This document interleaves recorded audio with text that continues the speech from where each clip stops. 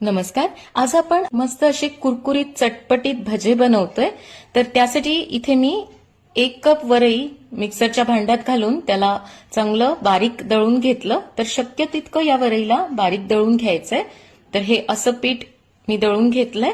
इथे मी आता 3 कच्चे बटाटे घेतले आहेत. हे किसणीवर किसून घेऊया.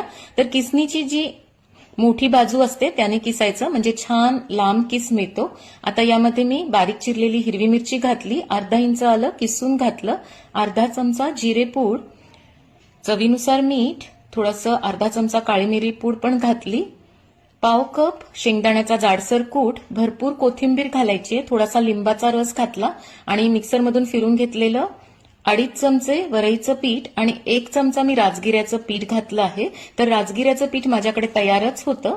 तेल पण छान गरम झालेलं आहे. तर यामध्ये सोडून आता तळून घेऊया. तर तुम्ही असे चपटे मी दाखवले तसे तळून घेऊ शकता किंवा गोल आकारात पण बनवून घेता येईल. जसे आवडतील तसे तळून घ्यायचे आहेत. मीडियम फ्लेमवर तळले म्हणजे एकदम खायला कुरकुरीत लागतात. मस्त झालेले आहेत, खूप छान दिसतायत. आता हिरवी मिरची पण तळून घेऊया. तर हिरवी मिरचीला मी मधून कट करून घेतलं, म्हणजे तळताना ती अंगावर उडत नाही.